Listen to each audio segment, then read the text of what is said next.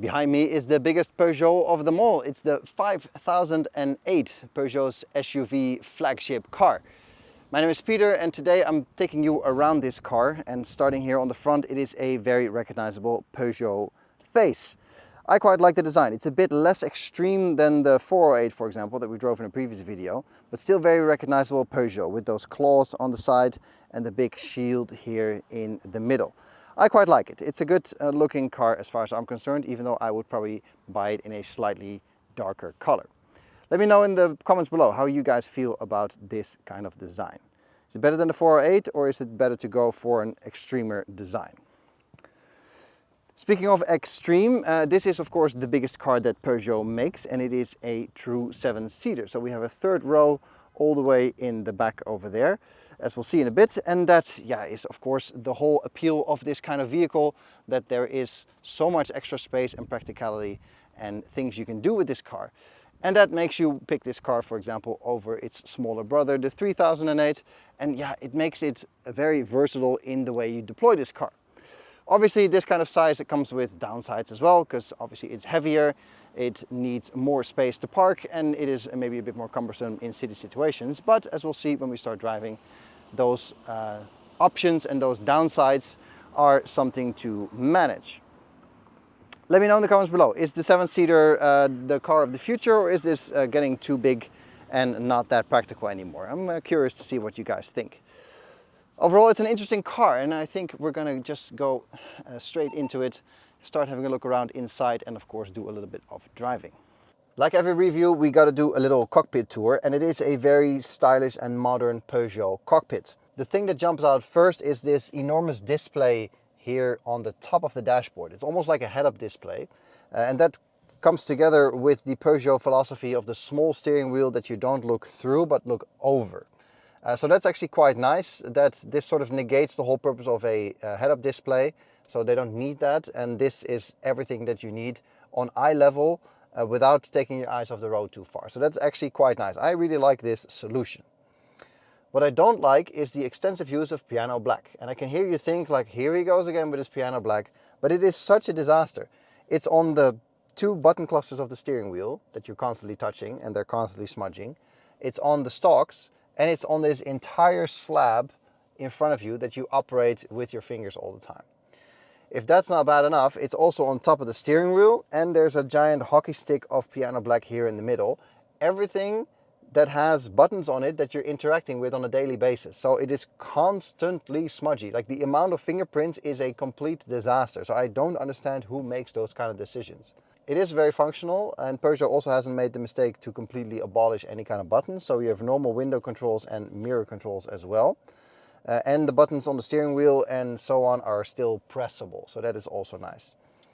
We have that small steering wheel here, which is the wrong shape. It should be a normal circle, but it is flat on the top and round on the bottom, so it's asymmetrical. And that is annoying when you're maneuvering with one hand, when you're parking, for example. The button clusters are fine, despite the fact that it's one slab of piano plastic, but on the right you got your systems and your media, and on the left you got your cruise control and so on. So that's all fine, normal stocks for your window wipers and your blinkers there, so that is all good too. And then we move to the extra screen here in the middle that is swipeable with these tiles, and also adjustable, so you can have all your favorites there. Now, the screen in itself and the philosophy behind it is great, because you can adjust the tiles to your favorite settings and your most used ones, so that's fine. But it becomes cumbersome once you're on the move. Standing still like this with nothing happening and I can focus on the screen alone, then it's fine. Then it's responsive enough and all works well. But as soon as you're moving and I have to actually look at traffic and make decisions about what's happening around me, it becomes annoying that I have to look at it first to see where I need to touch, because you can't feel your way around. Then I have to press it, see if my touch registers, then go to the other screen to see if what I think it does will actually happen. There's too many interactions necessary before something happens, and that is not functional. So real buttons would have been better, even though those are not customizable. It works together with that screen here on the dash. That's fine. It's not the biggest screen in the world. It's also not the most intuitive system to use. There's a little bit of a learning curve, but all around it's fine. It works well, and the fact that it's on eye height makes it really nice to use. Now, next to between the steering wheel and the middle screen is the normal Stellantis drive selector with a manual option, because we also have flippers behind the steering wheel that you'll probably never use, just like the drive selector here in the middle tunnel. Then there is a cubby down here for your phone for wireless charging, so that's fine, and some capacitive buttons here for your window defrosting and so on. This is all in a piano black slab once again, with a physical volume dial and the parking brake, flanked by 2 cup holders and a big deep bin down here for everything from your water bottle to your sunglasses and everything else. Also with the 12-volt socket and a extra USB charger in there. You can't close this off, so it's always open. And the same goes for the cup holders, so you know, that's something to take into consideration. But the good part is that it's not open on the driver's side. So nothing that's in there can fall out, like an apple or a bottle or something, and roll under your brake pedal. So that's actually very thought through. Then last but not least, we have a split opening armrest here with some storage options, so that is also quite nice. And I think overall the interior is nice. This gray fabric here on the dash really breaks the interior and makes it actually quite pleasant to touch. So that's great, and I also think the color combination really works, that it's not, you know, very pristine white or anything that gets dirty quickly, and also not claustrophobic black. I think this gray is actually something I would personally choose as well. The seats are comfortable, they're manually operated unfortunately, but you know, they're fine, I can fit in them, and they are actually quite nice for driving. And overall the whole position here is great with that small steering wheel. Even though I don't like it once you're going, and mostly going in a straight line on the highway for example, it is fine and it is okay to live with. What's not fine though is the reflection of this grille here in the window. You'll see it as we go drive in a bit, but it is absolutely annoying. Constantly annoying as well. So that is something that is not so nice about the cabin, but we'll get to that in a second. Last but not least, panoramic roof gives a lot of extra light, and it has a rollo as well, so you can close it off, because it does get quite hot on sunny days like today. But overall, it's a good place to be. I like this cabin, it's quite nice. Everything I touch feels good, it feels well put together, and everything, you know, your elbow points and so on are soft. So well, all around, it's a pretty nice cabin. So we're starting our driving part of the review here in the city, because a lot of people pointed out that I do a lot of highway driving impression, but obviously this is a vehicle with a lot of space for people and things, and those people and those things also need to be transported in a city context. So we are starting here in a little bit of traffic around the place where I live. This being a large vehicle, obviously it comes with the usual drawbacks of a large vehicle in a city context. So parking garages, underground structures, your average supermarket parking. Spaces are tight. For a vehicle this size, you do have to pay attention when you are maneuvering. There's no way around that. I mean, the physical size of the vehicle just makes it harder to put it into small spaces. There's no way around that. But that said, the operation is light, I have a good view out, I have a good context of where the car is, so as far as that goes, all is well. What is certainly not well is the view out the front window that is constantly disturbed by the reflection of the ventilation roster up here on the dash. This is a genuine design mistake, and I cannot comprehend that in the entire development cycle of this car, nobody sat in this car on a sunny day and thought, it's a bit reflective over there. It is baffling to me that nobody has flagged this somewhere as a critical design mistake, because it is so annoying and so distracting to constantly have this grid roster in the front window on a sunny day. Absolutely unbelievable why this is here. I don't understand. If somebody from Peugeot could tell me why this is the case and why this is checked off on the checklist of the test cycle, please let me know. What is good though is the fact that the cockpit is nicely curved around me, and I have all the information higher up, so I don't have to look that far down in order to see my basic information, my navigation and so on. So that is very pleasant. Working together obviously with the screen here in the middle, that's where things get slightly less pleasant, because yeah, it's touch, so you have to touch it, look if you touched it, see if your action has registered. It's too complicated. I do understand the functionality benefits of a changeable screen with changeable tiles. Yes, that's very good, but it is too cumbersome to use when you're on the move. Like now, it's busy, there's traffic, and I want to change a few things, and it's too many actions in order to get the result that I want. Then the back seats, or I should say the middle seats, because there is a third row, of course. We start off well with a lot of space back here, which is quite nice. I fit behind myself quite easily and comfortably, actually. There's a lot of space under the seat for my feet, and I have about this much space left until I touch the seat, which is not an issue if I would, because the back of the seat is soft with a pocket, so that is nice. And you could be touching the seat because the bench is in its furthest back setting now, meaning there is about this much legroom for the third row.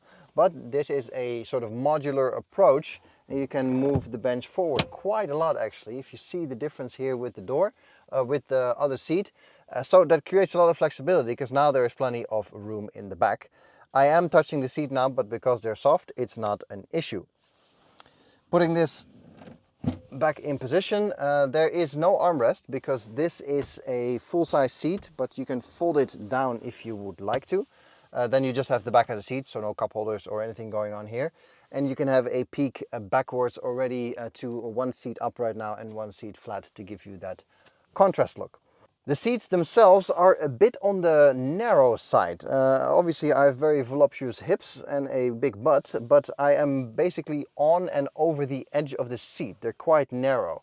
So that is a little bit annoying, especially because this is meant to be seating 3 abreast. Now I don't imagine they had me and my shoulders in mind, because you can see I protrude quite a lot into the middle seat already.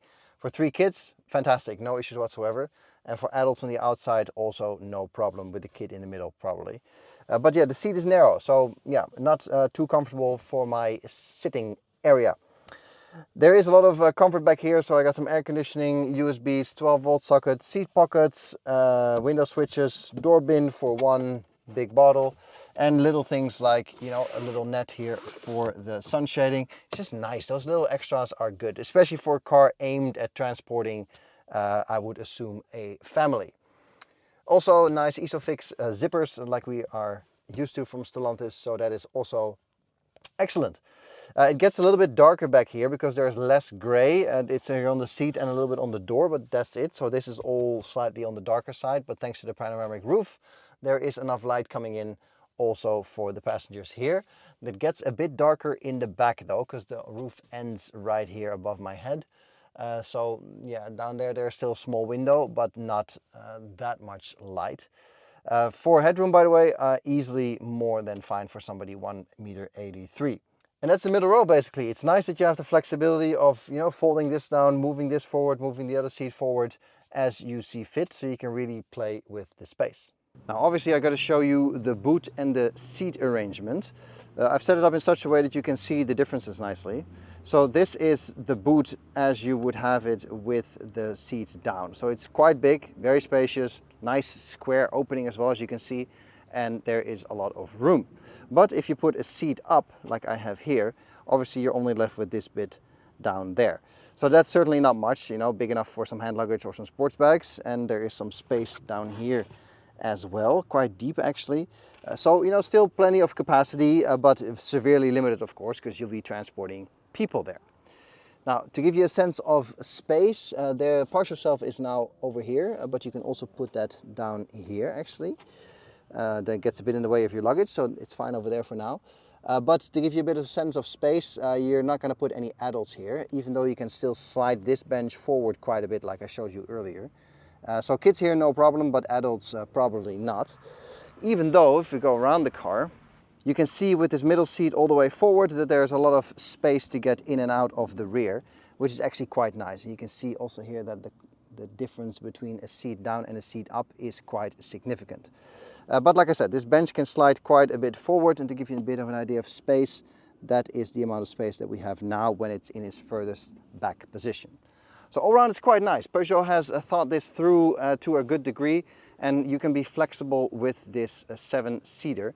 And it's very nice that you can put this down when you don't need it, because you're not constantly transporting 7 people, of course. And then you have the luggage capacity that you can use. And then when you do need the space for an extra person, you just pop the seats back up and all is well. So that's the strength of these third rows, that you can be flexible with it, even though you're always going to have to choose between either people or stuff. Obviously a little bit of highway driving as well, because this is clearly a car that is very suitable for long distance travel with your family in the back, your luggage as well, your ski holiday on the roof. It's a very comfortable cruiser. And with the hybrid system being, simple in terms of its deployment, you can still just get gas at a regular gas station. It's also a pleasant car to take on longer journeys and not have to worry about any kind of charging. That said, here on the highway you do feel the limitations of the powertrain with its very modest amount of power, especially at Dutch highway speeds. No issues whatsoever in terms of overtaking and merging and so on. But with less power you do have a lot less options available when it comes to those things as well. So it's perfectly doable and it's perfectly fine, but this car could do with like 100 more horsepower, and it just gives you a bit more flexibility of deployment, of going for overtakes, high-speed driving in Germany, for example, where I often go because I have a German wife. For that, yeah, it's just a little bit underpowered. Because don't forget, it's a big vehicle, it's a heavy vehicle, so as far as that goes, a little bit more power is always welcome. That said, with the modest power obviously comes modest consumption as well, so that is the upside. And with this hybrid system being relatively straightforward, you can just drive normally. It is actually quite a pleasant car to travel in. Good overview of everything. You sit a bit higher up, obviously. The nice instrument cluster in front of you. It's just all very pleasant in terms of driving longer distance here on the highway.